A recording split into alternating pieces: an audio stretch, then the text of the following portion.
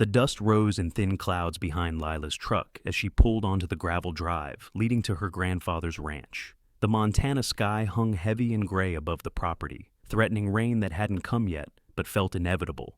She'd driven 16 hours straight from Seattle, and her body ached with exhaustion that went deeper than physical fatigue. This wasn't just tiredness. This was grief wearing her down from the inside.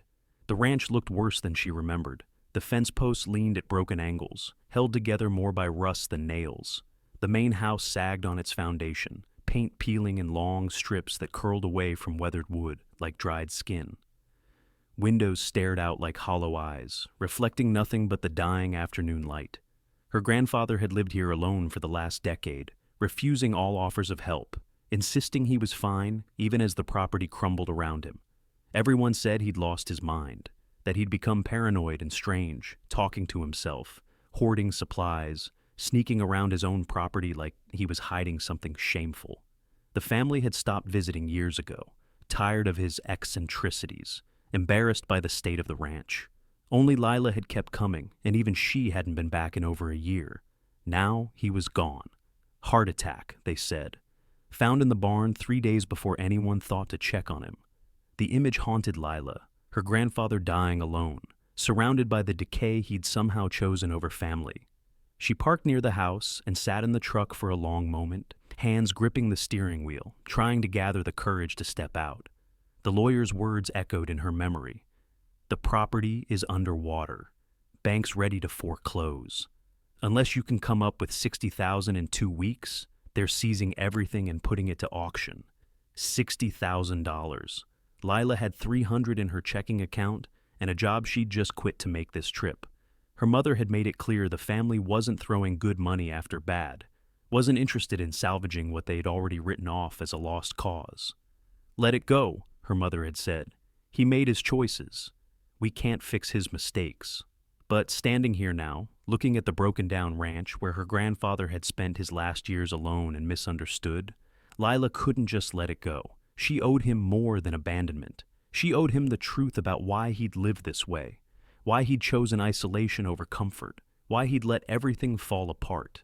The wind shifted, carrying the scent of hay and something else, something animal and alive that seemed wrong for a property everyone said was empty. Lila stepped out of the truck, her boots crunching on gravel, and that's when she saw them. Hoof prints, fresh ones, pressed into the soft earth near the water trough. Small prints, like a young horse or maybe a pony. But there were no animals here. The family had sold off the livestock years ago when her grandfather could no longer care for them properly. Lila followed the tracks, her heart beginning to pound with a mixture of curiosity and unease. They led away from the barn, past the equipment shed, toward the far edge of the property where an old storm cellar sat half buried in a hillside. She'd never paid much attention to it before. Just an old root cellar from when the ranch was first built, the kind of place where previous generations stored canned goods and sheltered from tornadoes. The cellar doors were newer than the rest of the ranch, heavy steel instead of rotting wood, with a padlock that gleamed despite the rust and neglect surrounding it. The hoof prints led right up to those doors and then seemed to vanish, as if the horse had simply walked through solid steel. Lila pulled out her grandfather's keys. The lawyer had given her the whole ring. Dozens of keys for doors and sheds and machinery. One of them had to fit this lock. On the 7th try, the padlock clicked open. The storm cellar doors opened with a groan of protesting hinges, revealing darkness and a wooden stairway descending into earth and shadow. The smell hit Lila immediately, hay and manure and warm animal bodies, unmistakable and impossible. There were horses down there, living horses in a cellar everyone thought was abandoned. Her hands shook as she pulled out her phone and turned on the flashlight. The beam cut through darkness, illuminating rough stone walls and support beams, stairs that looked hand-hewn and recently maintained. She descended slowly, each step careful, her breath coming faster as the sounds grew clearer. Soft wickers, the shuffle of hooves on straw, breathing that wasn't her own. The stairs opened into a space that stole Lila's breath completely.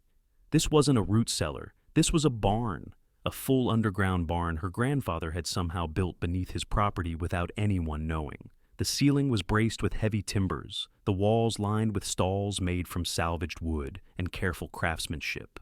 Lanterns hung from hooks, unlit but ready. Water troughs ran along one wall, fed by some kind of spring or well system.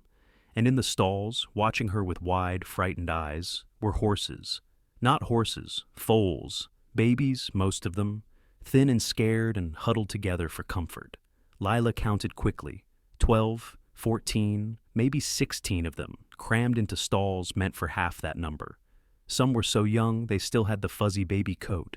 Others were older, maybe yearlings, but all of them looked malnourished and terrified. "Oh my God," Lila whispered, and several of the foals startled at her voice, pressing back against the walls. Her mind raced, trying to make sense of what she was seeing. Where had these horses come from?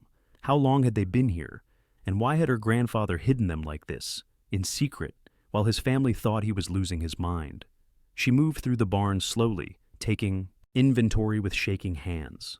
The stalls were clean despite the crowding. Someone had been mucking them regularly. Feed buckets sat in each stall, some still half full of grain. Water troughs were filled and relatively fresh. Whoever had been caring for these animals had done so recently. Very recently. On a makeshift desk in the corner, Lila found a stack of notebooks held together with rubber bands. Her grandfather's handwriting covered every page. Dates, times, notes about feed and water. Veterinary observations written in the careful script of someone with no formal training, but decades of practical experience. March 12th, 3 new arrivals from Billings Kill Auction. Chestnuts, maybe 4 months old. Scared, but sound. Need to build trust slowly. Remember, patience first. Always patience. April the 3rd. The Bay filly is eating better. Still jumpy around sudden movements, but coming to recognize my voice. Progress. May 17. Got word about a slaughter truck heading east with young stock. Managed to intercept at the truck stop. Saved 5, but couldn't afford to save them all. The ones I left behind will haunt me. They always do. The entries went on for years, hundreds of pages documenting a secret war her grandfather had been waging against kill buyers and slaughter auctions.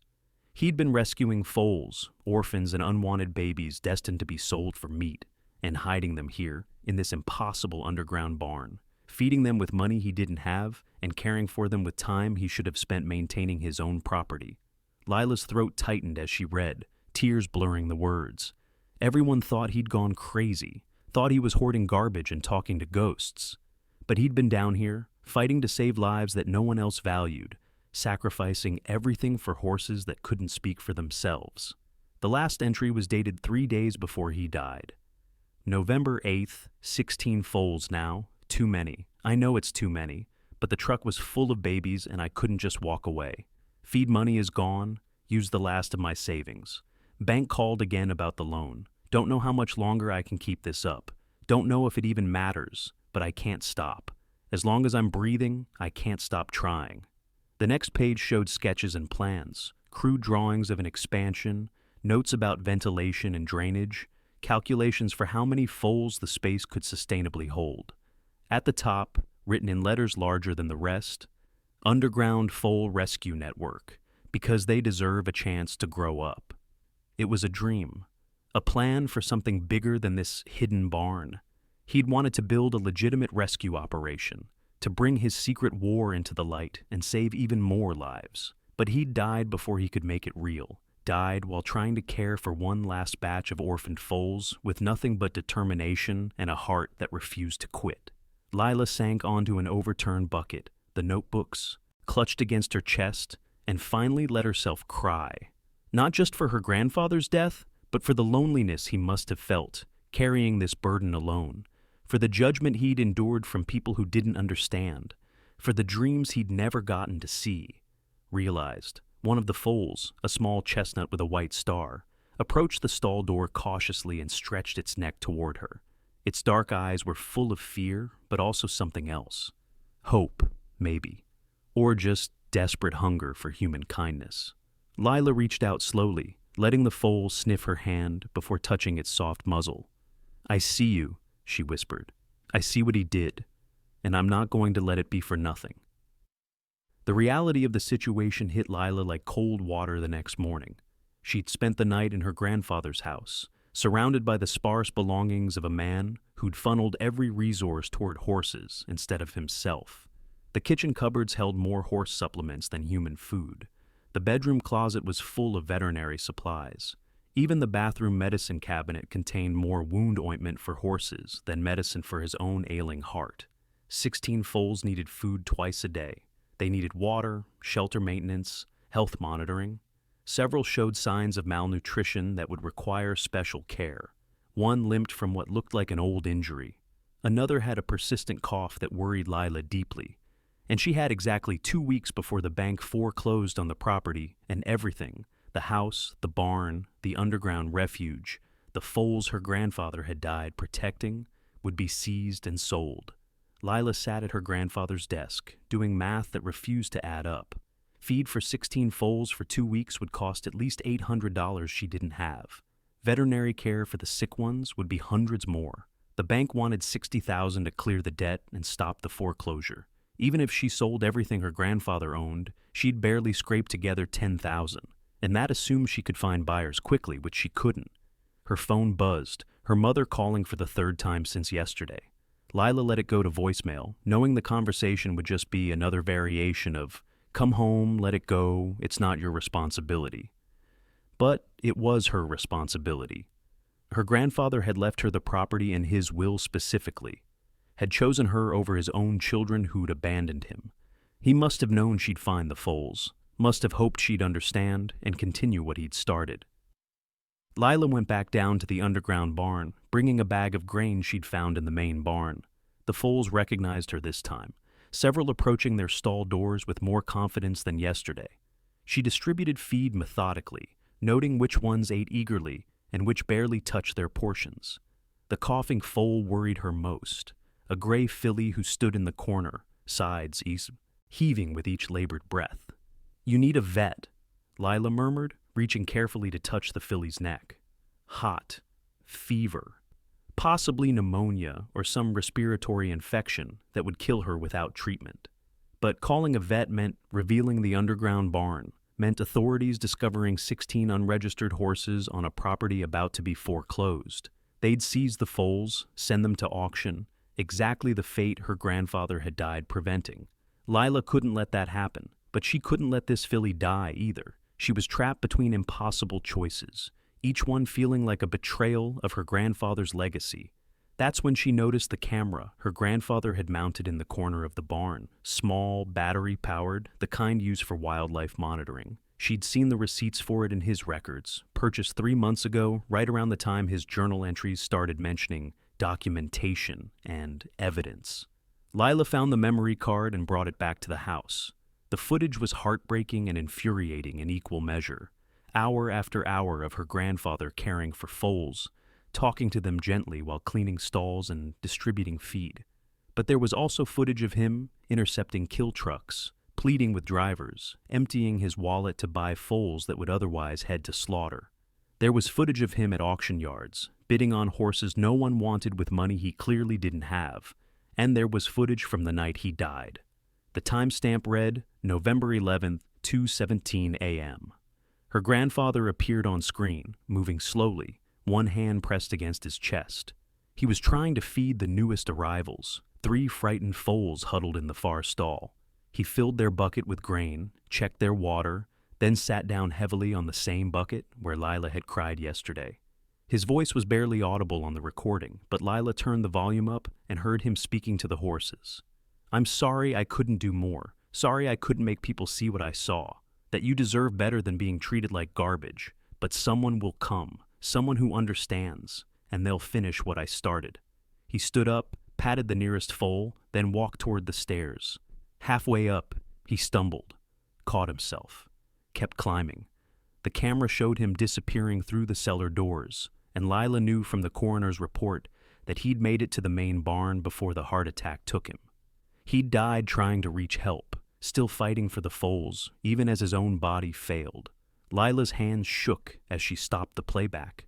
Her grandfather had believed someone would come, someone who understood. He'd believed even in his final moments that his work wouldn't die with him. She uploaded the footage to her laptop and started editing. If people wouldn't listen to her words, maybe they'd listen to her grandfather's. Maybe they'd see what she saw, a man fighting a lonely war for creatures who couldn't fight for themselves. But first, she needed to save the gray filly, and that meant making a choice that terrified her. The veterinary clinic in town was small, run by a woman named Dr. Helen Vance, who'd been practicing in the area for 30 years. Lila had never met her, but her grandfather's journals mentioned Dr. Vance twice, both times with notes like, refused to help without payment up front, and turned away the bay colt despite obvious infection. Still, she was the only vet within 50 miles, and the gray filly was getting worse by the hour. Lila loaded the filly into her grandfather's horse trailer, a rusted relic that somehow still ran, and made the 20-minute drive to town. The filly barely protested being loaded, too weak to fight, and that scared Lila more than anything. Young horses should have fire. This one was nearly extinguished. Dr. Vance met her in the clinic parking lot, arms crossed, expression guarded. She was older than Lila expected, maybe mid-60s, with gray hair pulled back severely, and eyes that assessed the filly with professional detachment. "This is one of Henry's, isn't it?" Dr. Vance said, not bothering with introductions. "I heard he died. Heard the family was letting the bank take the property. I'm his granddaughter, Lila." She helped guide the filly down the trailer ramp. "She needs help. Respiratory infection, I think. Maybe pneumonia." Dr. Vance walked around the filly slowly, her expression darkening. "She's malnourished, dehydrated. This is neglect, pure and simple. I should call animal services." "Please don't." Lila's voice came out more desperate than she intended. "I just found her yesterday, found all of them. My grandfather was hiding them in an underground barn I didn't even know existed. He'd been rescuing foals from kill auctions for years, doing it alone with no money and no help." "Hiding them?" Dr. Vance's eyebrows rose. "How many?" 16. The number seemed to physically impact the vet. She stepped back, hand going to her mouth. 16 foals? Good God! Where was he keeping them? How was he feeding them? "I don't know how he managed it, but he did until he died trying." Lila pulled out her phone and showed Dr. Vance the footage from the barn. He wasn't crazy. He wasn't hoarding. He was fighting for them because no one else would. Dr. Vance watched the footage in silence, her professional mask cracking slightly. When she looked up, her eyes were wet. "I knew Henry was doing something. Saw him at auctions sometimes, bidding on horses he couldn't afford. But I never imagined 16, all hidden." "Will you help her?" Lila gestured to the filly. "I can't pay you right now. The bank's foreclosing in 2 weeks and I have nothing. But I'll find a way. I'll work it off, or sell something, or—" "Stop." Dr. Vance held up a hand. "Bring her inside." They spent the next hour treating the filly. Antibiotics, fluids, vitamin, supplements, a thorough examination that revealed more problems than Lila had realized. Not just respiratory infection, but also parasites, vitamin deficiency, and the beginning stages of laminitis from poor nutrition. Dr. Vance worked with practiced efficiency, but Lila could see the emotion underneath the professionalism. "She'll survive," Dr. Vance finally said, "but she needs consistent medication for at least 2 weeks, better feed and monitoring. The others probably need similar treatment. This is a crisis, Lila. 16 malnourished foals don't just get better because you found them. They need resources you don't have." "I know." Lila's voice broke slightly. "But I can't just let them die. My grandfather didn't let them die, and I won't either." Dr. Vance was quiet for a long moment, cleaning her instruments with meticulous care. When she finally spoke, her voice was softer than before. "Your grandfather came to me 5 years ago, asked me to help with the rescues, to provide veterinary care at reduced cost, or sometimes free. I refused, told him I couldn't subsidize his crusade, that I had a business to run and bills to pay." She met Lila's eyes. "I regret that now. I regret not seeing what he was really doing." "It's not too late," Lila said quietly. "The foals are still here. They still need help." "No, it's not too late." Dr. Vance dried her hands and pulled out a prescription pad. "This is for antibiotics and supplements. I'm writing it in your name, and I'm not charging you for today's visit or the medications. Consider it my apology to your grandfather for not supporting him when he was alive." Lila's throat tightened. "Thank you." "Don't thank me yet. I'm also going to call animal services." The words hit like a slap. "What? No, you can't. Listen to me." Dr. Vance's voice was firm, but not unkind. 16 foals need more help than one person can provide, and you're running out of time before foreclosure. But if we can document the conditions, show that your grandfather was running a rescue operation and that you're trying to continue it, we might be able to get emergency protection status. It would buy you time and maybe attract legitimate rescue organizations who can help. Or they could just seize the horses and send them to auction. They could, Dr. Vance admitted, but I know the local animal services director. Good woman, not interested in adding to the kill auction pipeline. If I make the call and explain the situation, there's a chance she'll work with us instead of against us. It was a gamble, but Lila was out of good options and running out of time. The gray filly needed medication Lila couldn't afford to buy anywhere else. The other foals needed assessment and treatment, and fighting alone, the way her grandfather had killed him. Okay, Lila said, make the call. Animal services arrived the next day in the form of two people. Director Rachel Stone, a woman in her 40s with kind eyes and a no-nonsense demeanor, and her assistant Marcus, younger and clearly shocked by what he was seeing as they descended into the underground barn. Lila had prepared as well as she could. She'd printed out excerpts from her grandfather's journals, organized the veterinary records he'd meticulously kept, and queued up the most powerful footage from the barn cameras. But standing there watching these strangers evaluate her grandfather's life work felt like being judged by a court that had already decided he was guilty. Rachel moved through the barn methodically, examining each foal, taking photographs, asking questions in a voice that gave nothing away. Marcus took notes, his face growing more troubled with each stall. "This is remarkable," Rachel finally said, and Lila couldn't tell if she meant it as praise or condemnation. "Your grandfather built all this himself?" "I think so. The journals mention construction over several years, expanding as he rescued more foals. It's not up to code. Ventilation's inadequate for this many animals. The stalls are too small. Fire safety is nearly non-existent." Rachel ticked off violations on her fingers. "If this were a commercial operation, I'd shut it down immediately." Lila's heart sank. "But it's not commercial. It was rescue. He was saving them from slaughter." "I know." Dr. Vance explained the situation. Rachel's expression softened slightly. "I'm not here to condemn what your grandfather did. I'm here to assess what happens next. These foals can't stay in these conditions long term. They're malnourished, several are sick, and even with best intentions, they need more than you can provide alone. So what happens to them?" Lila forced herself to ask the question she'd been dreading. "That depends on you." Rachel pulled out a tablet and brought up a form. "Montana has provisions for emergency rescue situations. If you're willing to sign over temporary custody to the state, we can provide immediate veterinary care, proper housing, and eventually adoption to qualified homes. The foals would be safe and cared for. And my grandfather's ranch would still face foreclosure. The bank doesn't care about rescue operations. Without the money to clear the debt, you lose the property regardless." Lila looked at the foals, watching them with frightened eyes. Safe and cared for sounded good.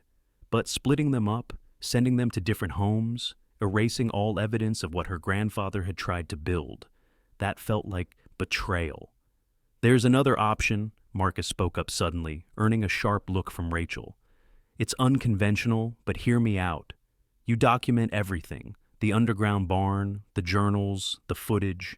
You tell the story of what your grandfather was doing, why he did it, and what these foals represent. People respond to stories like this. Animal rescue stories, especially ones involving someone fighting alone against impossible odds. It could generate attention, donations, support. Social media?" Rachel's tone was skeptical. "More than that, media coverage, fundraising campaigns. There are organizations that specialize in emergency rescue situations. If this story breaks nationally, you might be able to raise the money you need." "In 2 weeks?" Lila asked, though hope was already flickering in her chest despite her attempts to suppress it. "It's a long shot," Rachel admitted. "Most viral stories don't generate meaningful action. But Marcus is right that there's power in narrative. If you can make people care about what your grandfather died for, they might be willing to help save it." Lila thought about the footage she'd already edited, the hours of her grandfather's gentle voice talking to frightened foals, explaining why they mattered even when the world had decided they didn't. She thought about the journals filled with dreams for an expansion that would save even more lives. And she thought about the choice her grandfather had made every day, to keep fighting even when it cost him everything. "I'll do it," she said. "I'll tell his story. Their story. Whatever it takes. Rachel nodded slowly. Then you have 1 week. If significant progress isn't made by then, funding secured, rescue partnerships established, concrete plans for proper care, I'll have no choice but to seize the foals for their own protection. Understood? Understood. After animal services left, Lila sat in the underground barn, surrounded by 16 reasons to try the impossible. She pulled out her laptop and started writing, pouring every ounce of emotion and truth into words she hoped would make strangers care about horses they'd never meet and a man they'd never known. The post went live at midnight. She called it "The Secret War My Grandfather Died Fighting" and included the video footage, photographs of the foals, and excerpts from his journals. She posted it everywhere she could think of: Facebook, Twitter, Instagram, Reddit, local news sites, horse rescue forums.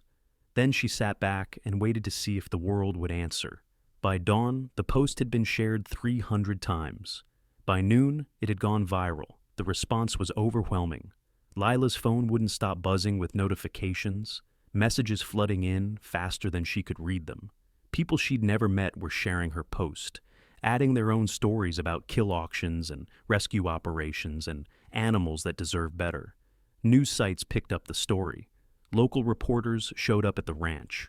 By the end of the second day, a major national news network requested an interview. But it wasn't just attention, it was action. Donations started arriving through the fundraising platform Lila had hastily set up. $10 here, $20 there, slowly accumulating into hundreds and then thousands. People sent supplies, bags of feed, medical supplies, blankets, halters. A feed store in Billings donated a month's worth of grain. 3 veterinarians offered pro bono services. Volunteers appeared at the ranch, strangers who'd seen the story and driven hours to help. They mucked stalls, repaired fencing, organized supplies. A retired contractor showed up with plans to properly ventilate the underground barn. A structural engineer volunteered to assess the building's safety and make recommendations for improvements. Most surprising were the old ranchers, men her grandfather's age, who'd probably mocked him while he was alive. They arrived without fanfare, bringing hay and experience, working silently alongside Lila to improve conditions for the foals. One of them, a weathered man named Tom, finally explained. "We all knew Henry was doing something," Tom said as they repaired a stall door. "Saw him at auctions, spending money he didn't have on horses nobody wanted. Thought he was crazy, but seeing this," he gestured at the underground barn, "understanding what he was really trying to build. We should have helped him. Should have listened instead of judging. This is our way of making it right." The fundraising total climbed: 5,000, 10,000, 20,000. Comments poured in on every platform, people sharing why they had donated, what the story meant to them, how they'd been moved by her grandfather's quiet heroism. But underneath the support was a ticking clock. The bank's foreclosure deadline wasn't moving. 60,000 in 12 days had seemed impossible. Now, with 50,000 raised and donations still coming, it seemed merely improbable. Lila barely slept, spending 18-hour days caring for foals, coordinating volunteers, doing interviews with anyone who'd cover the story, and desperately trying to convert viral attention into the concrete funding that would save the ranch. The gray filly, whom Lila had named Hope, was recovering well on Dr. Vance's antibiotics. Several other foals were receiving treatment and gaining weight on improved feed. The underground barn had been properly ventilated and reinforced.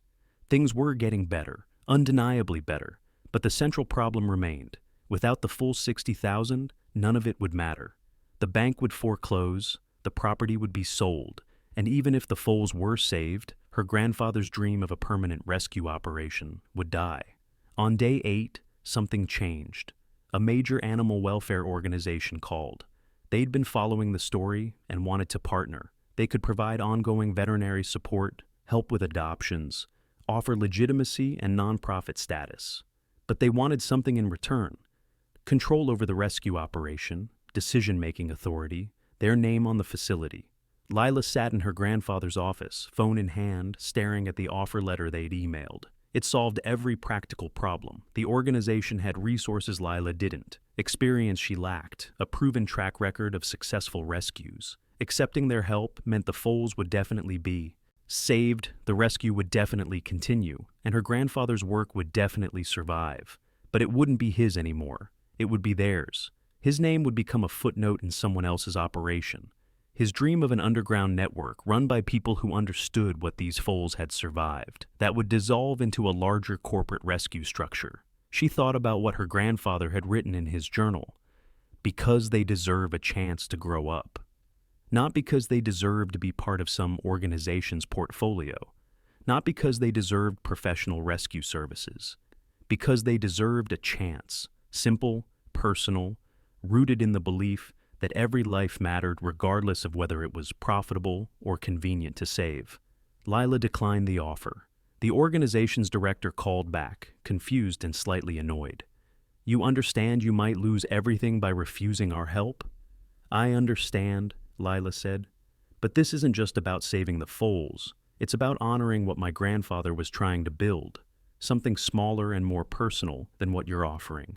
If I'm going to lose it, I'd rather lose it fighting for his vision than win by compromising it.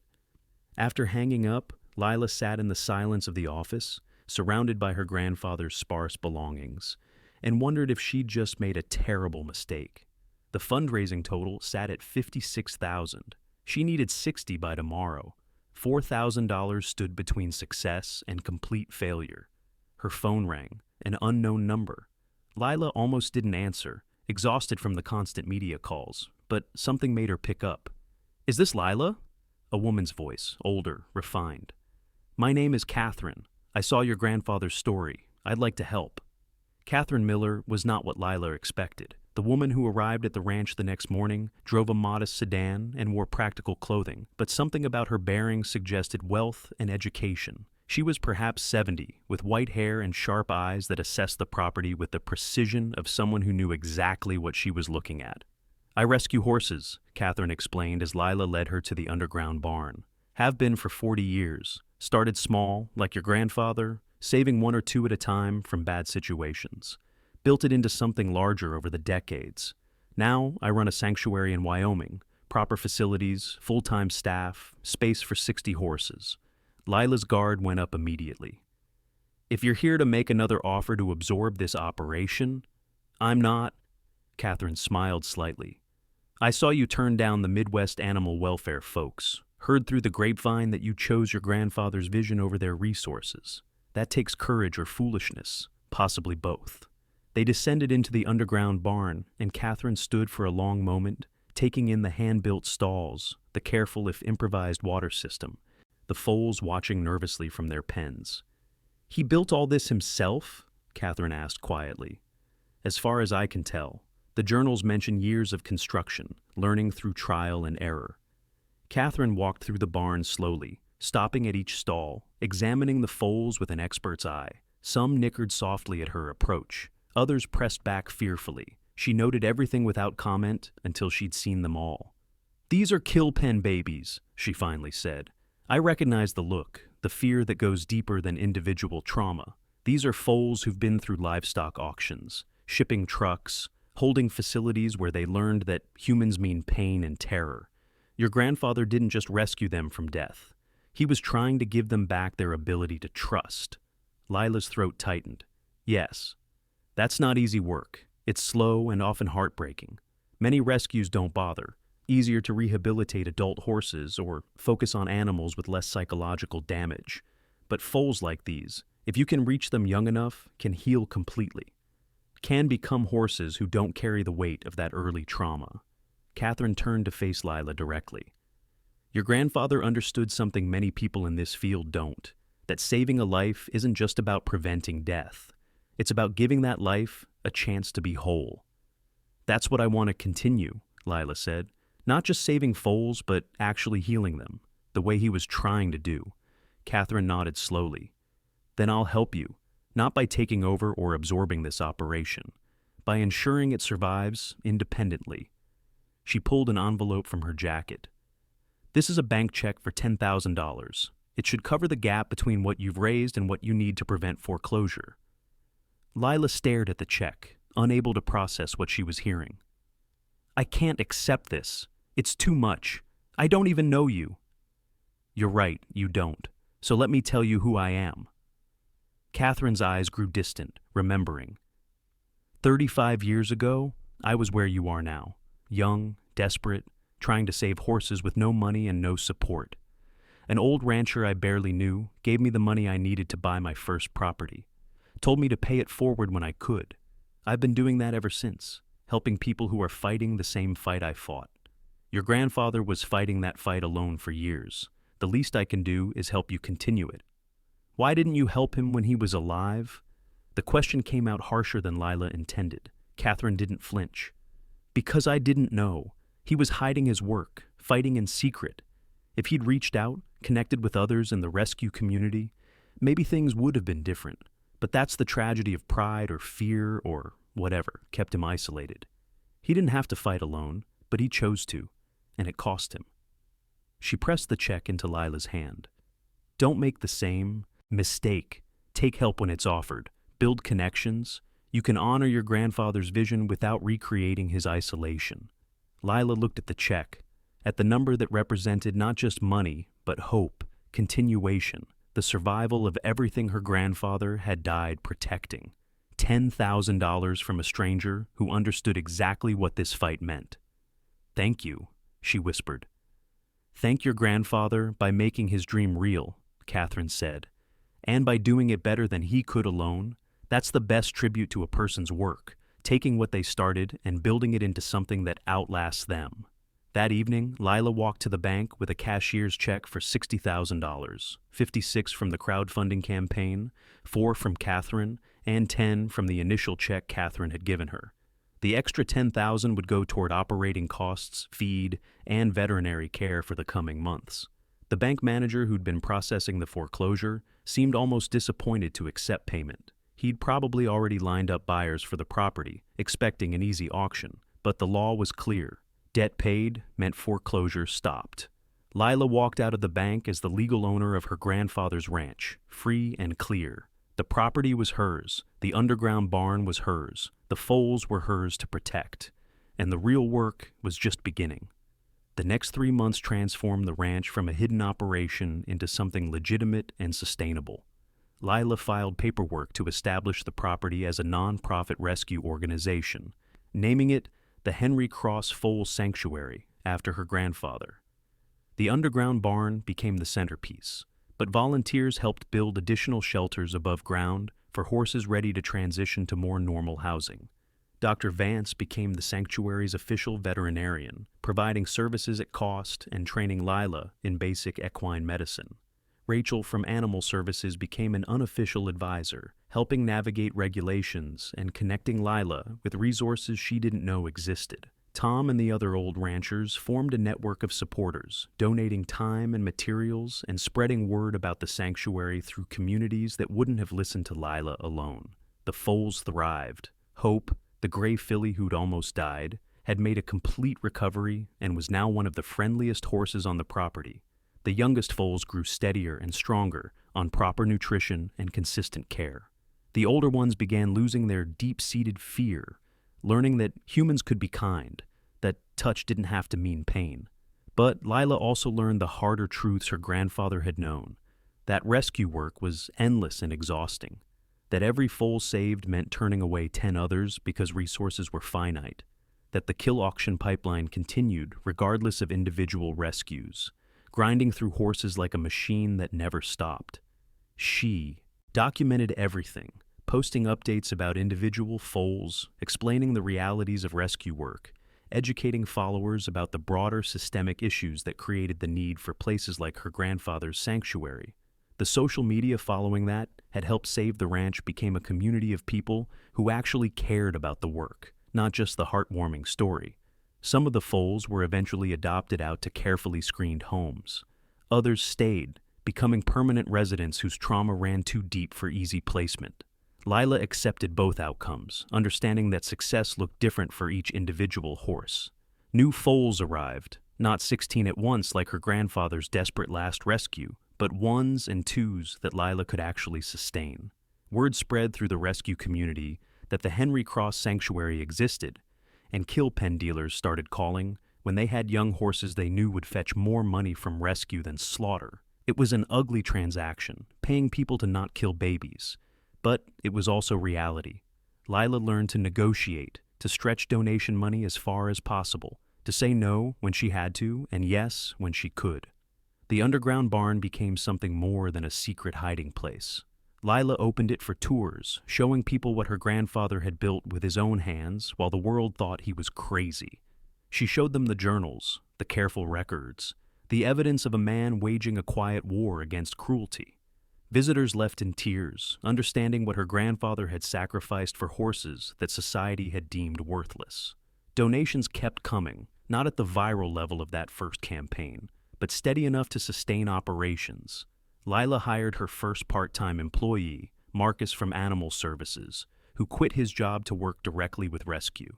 Together they expanded capacity, improved facilities, and slowly built toward her grandfather's vision of a network, not just a single sanctuary. Catherine visited quarterly, always bringing practical help rather than just money.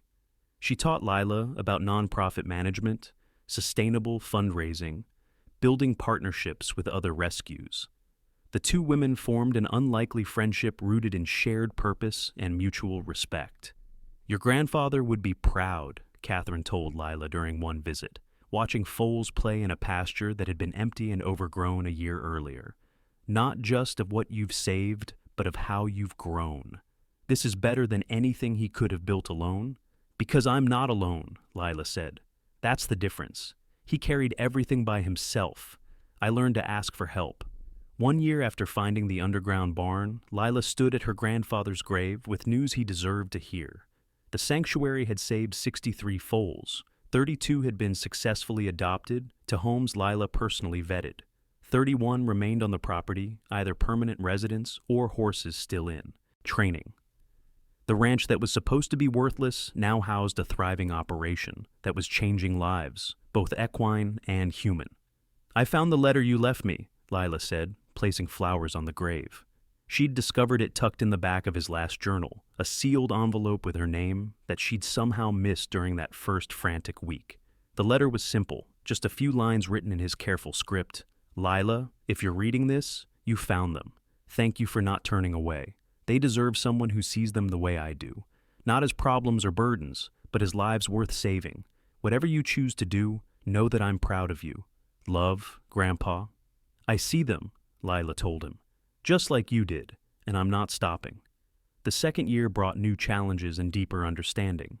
Lila learned that rescue work wasn't just about saving horses.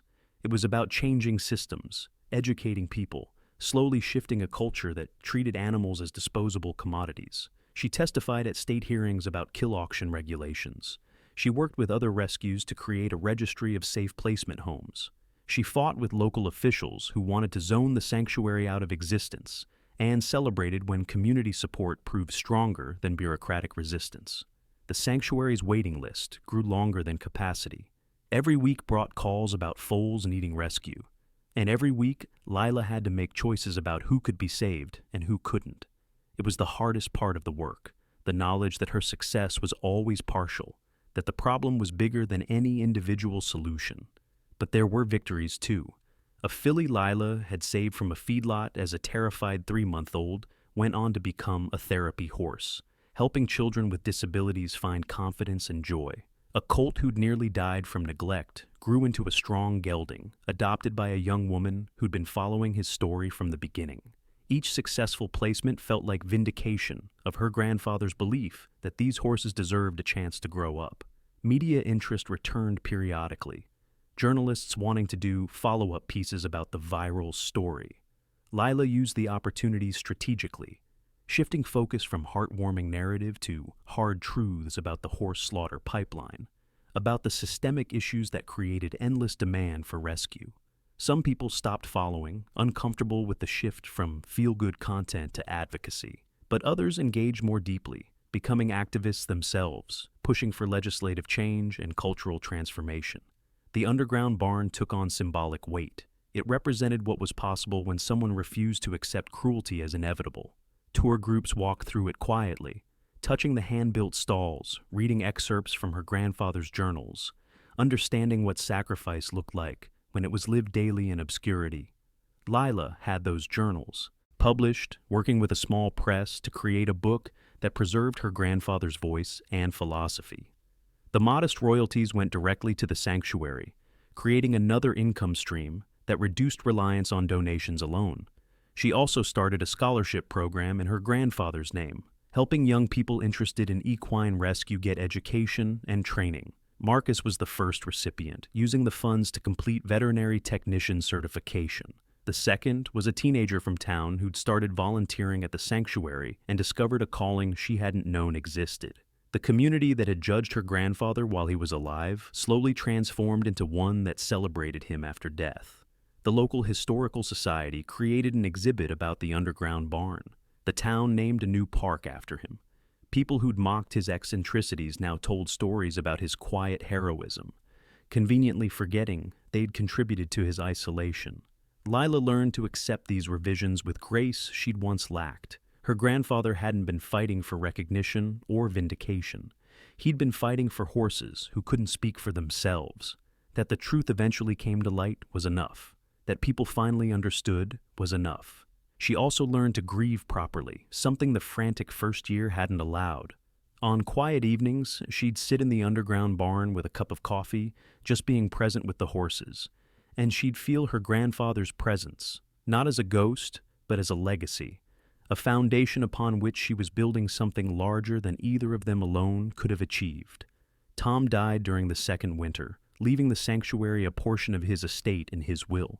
For the old fool's dream, his letter said, which turned out to be wiser than any of us knew. The money funded an expansion that allowed capacity to increase to 40 horses. Rachel retired from animal services and joined the sanctuary board, bringing bureaucratic expertise and institutional knowledge. Dr. Vance trained 2 young veterinarians in the specific challenges of rescue medicine, creating a rotation that ensured 24/7 emergency coverage. The network her grandfather had dreamed of, the Underground Foal Rescue Network, became real, though not underground at all. It was a coalition of sanctuaries and rescues across 3 states, sharing resources and information, coordinating to save more horses than any single organization could manage alone. And at the center of it all was the Henry Cross Sanctuary, the place where it started, the proof that one person fighting alone could plant seeds that grew into forests. On the 3rd anniversary of finding the underground barn, Lila stood in a newly constructed pavilion at the heart of the sanctuary property. 200 people had gathered for the dedication ceremony. Volunteers, donors, other rescuers, community members, and people who'd adopted horses from the sanctuary and wanted to celebrate what the organization had become. The pavilion overlooked the pastures where horses grazed peacefully, including several of the original 16 foals Lila had found that first day. They were grown now, healthy and strong, living testaments to what proper care could achieve. Lila stepped to the microphone, looking out at faces that represented 3 years of collective effort. She'd prepared remarks, had notes in her pocket, but standing there, she found she didn't need them. "My grandfather died alone," she began, fighting a war he thought he had to wage in secret. He hid his work because he was afraid people wouldn't understand, wouldn't support him, would try to stop him from saving horses he believed deserved a chance to live. He was right to worry. Many people didn't understand. Many did judge him. But he was wrong about one thing. He didn't have to fight alone. There were people who would have helped if they'd known. People like all of you who've proven over these past 3 years that the world contains more kindness than cynicism, more willingness to help than indifference. This sanctuary exists because my grandfather refused to accept cruelty as inevitable, but it thrives because hundreds of people chose to support that refusal with their time, money, and expertise. Every foal saved here is saved by a community, not an individual. That's what my grandfather couldn't see, and it's what I'm grateful I learned. We're dedicating this pavilion to his memory, but also to his dream, the dream that every horse, regardless of economic value or convenience, deserves a chance to grow up. That dream is alive here, in the 63 foals we've saved, the families who've adopted them, and the network of sanctuaries working together to create systemic change. My grandfather couldn't finish what he started, but we can. We are. And as long as there are horses who need saving, we will be. The applause was generous, but Lila wasn't finished. She pulled out one last item from her pocket, the photograph she'd found in her grandfather's office, showing him as a younger man, standing in front of a barn that no longer existed, looking at the camera with hope and determination in his eyes. "This is who he was before the world made him lonely," Lila said, holding up the photo. "This is the man who believed one person could make a difference. He was right. But he was also wrong. Because one person becomes powerful when a community stands behind them. That's what you've done. That's what this sanctuary represents. So thank you. For proving that caring matters, for showing that we can build something better than what exists, and for ensuring that my grandfather's lonely war became a shared victory." After the ceremony, after the donors had been thanked and the volunteers had been celebrated, after the crowd had dispersed and the sun had begun its descent behind the mountains, Lila returned to the underground barn. She descended the stairs that had become so familiar, past the electric lighting that had replaced her grandfather's lanterns, into the space that had transformed from desperate hiding place to proud centerpiece of a thriving operation. Hope, the gray filly who'd almost died that first week, now a mature mare and the sanctuary's unofficial ambassador, stood in her stall and nickered softly in greeting. Lila approached slowly, the way her grandfather had taught her through his journals, patient, gentle, respecting the horse's space and autonomy. "We did it," she told Hope, resting her forehead against the mare's neck. "We actually did it." The mare's warmth, her steady breathing, her presence, all of it felt like affirmation, like her grandfather saying he understood, that he approved, that the work was enough. Lila thought about the path that had led here, from the desperation of that first discovery to the celebration of 3 years' success. She thought about the choices made, the help accepted, the community built. She thought about how easy it would have been to give up, to accept the world's judgment that the ranch and the horses and her grandfather's dream were all worthless. But worthless was just a word people used when they didn't want to see value. Her grandfather had seen it, had died trying to protect it, and Lila had learned to see it too, not just in horses, but in the potential for human kindness, for collective action, for transformation. The underground barn was no longer hidden.